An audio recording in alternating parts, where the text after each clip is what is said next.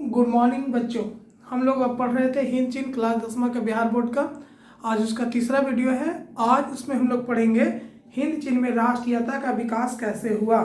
मतलब राष्ट्रीयता का विकास कैसे हुआ बच्चों। राष्ट्रीयता क्या होता है जो पहले जानते हैं। तो जो राष्ट्र की भावनाओं के लिए राष्ट्रीयता मतलब जो राष्ट्र के प्रति अपनी भावना दिखाते हैं, प्रेरित होते हैं या राष्ट्र के प्रति समर्पित होते हैं, उसे हम लोग राष्ट्रवाद कहते हैं या राष्ट्रीयता मतलब राष्ट्रीयता या राष्ट्रवाद। अब देखिए कि हिंद चीन में राष्ट्रीयता का विकास कब हुआ। तो सबसे पहले एक हुआ कि 20वीं शताब्दी होते होते अर्थात 1903 में फान बोईचाओ ने दुई तान हुई नामक एक क्रांतिकारी संगठन का, जिसके नेता कुआंग दे थे, एक क्रांतिकारी संगठन था। तो देखते हैं कब 1903 ईस्वी में फान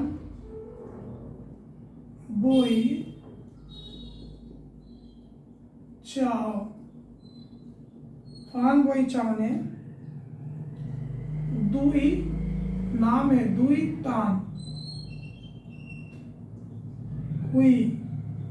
तान हुई नामक एक क्रांतिकारी संगठन की स्थापना हुई।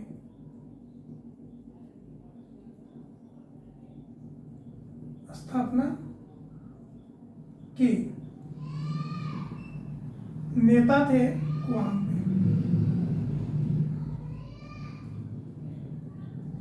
कुआंग दे।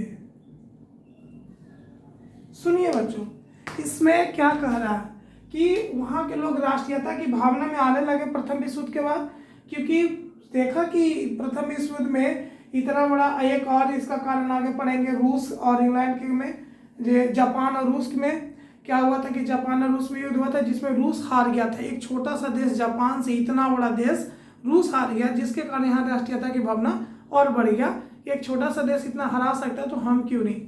इस लाइन को समझते हैं। 1903 में फान बोईचाओ एक व्यक्ति हैं जिन्होंने एक पार्टी बनाया, एक क्रांतिकारी संगठन जिसका नाम है दुई तान हुई।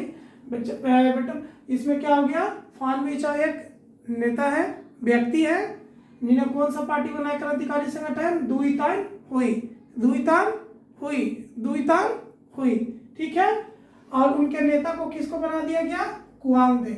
बात समझे कि नहीं। समझना क्या है कि फान बोईचाओ ने एक क्रांतिकारी संगठन बनाया। इस व्यक्ति ने एक क्रांतिकारी संगठन बनाया जिसका नाम था दुई तान हुई। क्या है, मेरे साथ रिपीट करिए, दुई तान हुई। लेकिन उसके नेता कौन थे, कुआंग दे, ठीक है। तो ऐसे पूछ सकता है कि दुई तान हुई क्रांतिकारी का संगठन कौन किया, तो फान बोईचाओ।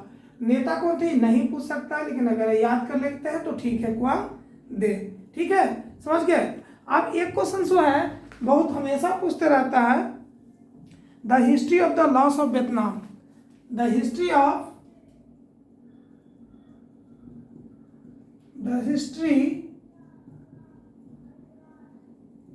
Of the loss of Vietnam.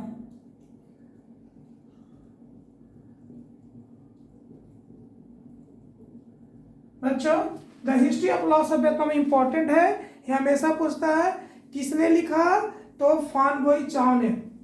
किसने लिखा बच्चों, फान बोईचाओ ने। तो दो चीज याद हो गया, दुई तान हुई क्रांतिकारी का लेखक Phan Boi Chau, the history of the loss of Vietnam के लेखक फान बोईचाओ। तो फान बोईचाओ क्या क्या हो गया, दुई तान हुई के लेखक और the history of loss of Vietnam. एक बार रिपीट करिए, the history of loss of Vietnam के लेखक कौन थे, फान बोईचाओ। दुई तान हुई के संगठन के तो कौन थे, फान बोईचाओ, और उनके नेता कुआंग दे। आप समझ गए होंगे। अब आगे पढ़ते हैं, इसको इरेज कर रहे हैं। अभी जो कहानी बताए थे 1904 और 5 में जापान और रूस के बीच युद्ध हुआ था। 1904-5 में जापान और रूस के बीच। रूस इतना छोटा देश होने के बाद भी जापान को हरा दिया। यहाँ के लोगों में और जागरूकता की भावना आ गई कि चलो भाई, एक छोटा सा देश इतना बड़ा देश को हरा दिया, तो इसमें और यहाँ के लोगों में जागरूकता बढ़ने लगा। कोई भी इंसान गुलाम नहीं रहना चाहता है। दूसरे राष्ट्रीयवादी नेता थे फान चित्रिन, जिन्हें राष्ट्रवादी आंदोलन के राष्ट्रीय स्वतंत्र के रूप में माना जाता है। ये इंपॉर्टेंट नहीं है इसमें। आगे देखते हैं सन्यात सेन, ये जरूरी है।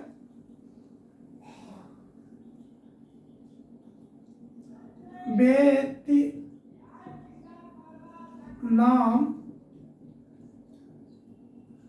कुआन फुक होई, वियतनाम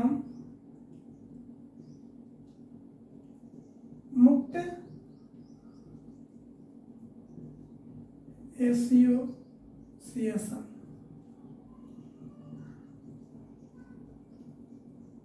की स्थापना सन्यात सेन ने किए थे। तो वियतनाम वियतनाम मुक्ति एसोसिएशन की स्थापना कौन किया? सन्यात सेन। ये चीन के परिवर्तक कहा जाते हैं। तो वियतनाम के मुक्ति एसोसिएशन की स्थापना कौन किया? सन्यात सेन। बच्चों फिर से बोलिए, कौन किया? सन्यात सेन। कौन किया? सन्यात सेन। वियतनाम मुक्ति एसोसिएशन की स्थापना सन्यात सेन ने किया। किसने किया? सन्यात सेन ने। वियतनाम मुक्ति एसोसिएशन की स्थापना सन्यात सेन ने किया। अब आगे देखते हैं, आगे क्या होता है कि 1914 में देशभक्तों ने वियतनामी राष्ट्रीय दल का एक संगठन किया। हिंद चीन लोगों पर हुई। तो वियतनामी, ये जिसका पहला अधिवेशन कैंटेन हुआ, ये भी जरूरी है, देख लीजिए। 1914 ईस्वी में बहुत सारे वहां देशभक्त ने वियतनामी राष्ट्रवादी दल नामक संगठन बनाया गया।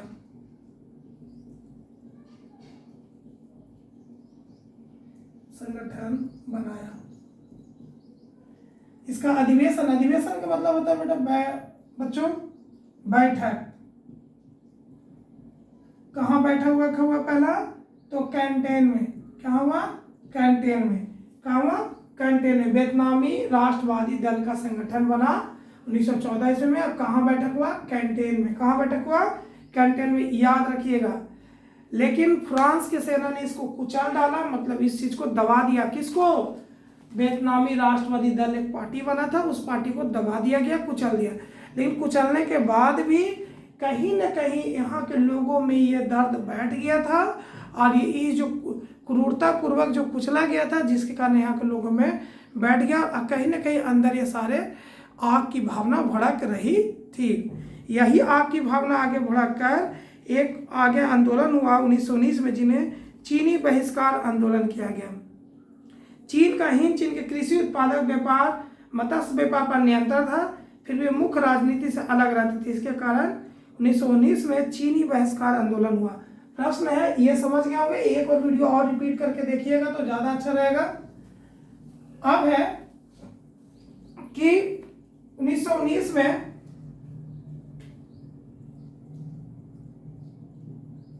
चीनी बहिष्कार आंदोलन। तो चीनी बहिष्कार आंदोलन कब हुआ बच्चों? तो 1919 में। लेकिन क्यों हुआ? कब हुआ ये पता क्यों हुआ? तो चीन के जितना भी था कृषि उत्पाद था, इन्हीं लोग करते थे। व्यापार, मत्स्य, जो भी हो, मत्स्य व्यापार पर इनका नियंत्रण तो था। हिंद चीन के लोगों को नियंत्रण तो था चीन का, हिंद चीन के कृषि पे। तो किसका नियंत्रण था बच्चों? चीन का। चीन का नियंत्रण किस पर था? कृषि उत्पाद पे, व्यापार पे, मत्स्य व्यापार नियंत्रण पर। लेकिन नियंत्रण तो था, लेकिन राजनीति अधिकार कुछ भी नहीं था। कोई भी नियम अपने तरीका से नहीं उठा सकते। कौन? चीन के सरकार। तो इसीलिए हिंद चीन के लोगों ने 1919 में चीनी बहिष्कार आंदोलन हुआ। समझ गए चीनी बहिष्कार आंदोलन क्यों हुआ? 1919 में चीन के कृषि उत्पाद, व्यापार, मत्स्य को तो अधिकार था किस पर? चीन के लोग को किस पर अधिकार था? हिंद चीन पे। तो ये सब नियंत्रण था, राजनीति जो नियम बनेगा, कानून बनेगा, इस पर इनका नियंत्रण नहीं था।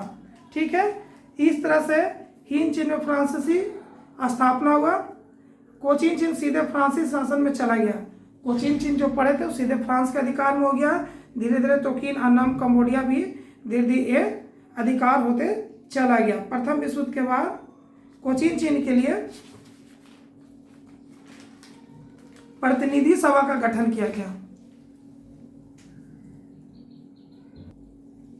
फिर आगे प्रतिनिधि सभा का गठन हुआ, जिसके कारण कुछ हिंद चीन के लोगों को रियायत बख्शी गई, लेकिन वो रियायत वो अधिक से क्या था, कम था, को जो स्वतंत्र रूप से रह रहे अपने अधिकार में, और इतने दबे गए, इतने कुचले गए, जिसके कारण वहाँ के लोगों में ये रियायत बहुत कम लगा और इसके खिलाफ भी आंदोलन होना शुरू हो गया। उसी समय एक नेता आते हैं 1907 में, 17 में, याद रखिएगा 1917 में न्यूगार आई कबो, इनको हो ची मिन्ना के नाम से जानते हैं। पंथ प्रदर्शक इसका अर्थ होता है, हो ची मिन्ना।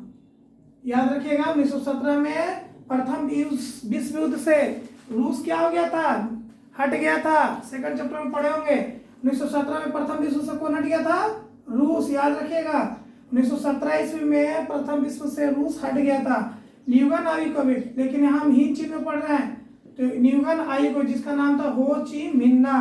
पंथ प्रदर्शक किसका अर्थ होता है, पंथ प्रदर्शक रास्ता दिखाने वाले, पंथ प्रदर्शक रास्ता दिखाने वाले। इन्होंने पेरिस में साम्यवादी गुट का निर्माण किया। आगे ये शिक्षा प्राप्त करने के लिए मॉस्को गए। ये अपनी पढ़ाई कहाँ पूरा किए, आगे मॉस्को में, और वहां से आते 1925 में वियतनामी क्रांतिकारी दल का गठन किया गया।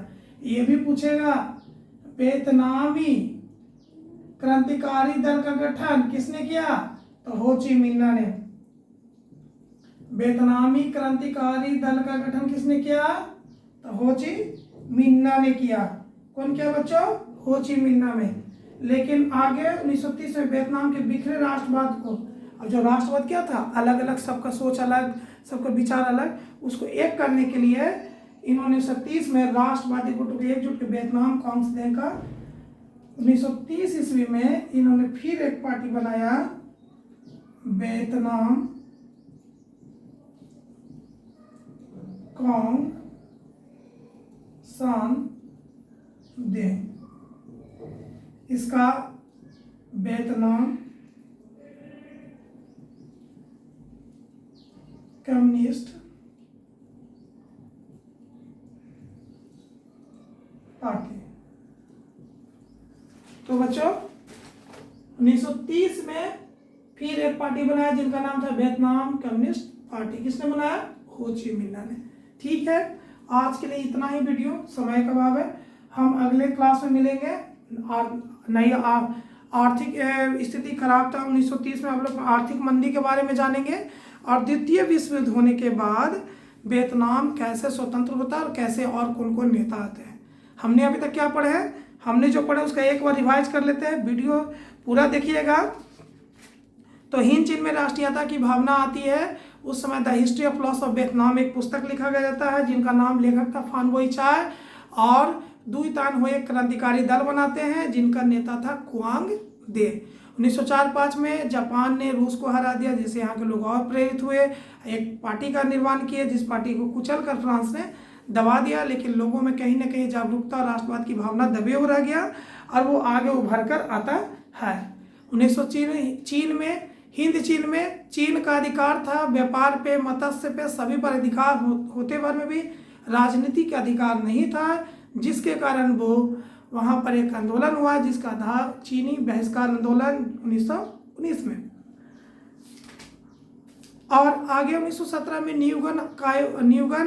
न्यूगन आइकोवक ने, जिसका अर्थ है हो ची मिन्ना, जिनका अर्थ है पंथ प्रदर्शक, इनकी पढ़ाई मॉस्को में है और यह साम्यवादी दल का गठन किए, 1925 में वियतनामी क्रांतिकारी दल का गठन किए, 1930 में वियतनामी कम्युनिस्ट पार्टी वियतनाम कांग्रेस वियतनामी कम्युनिस्ट पार्टी का निर्माण किए।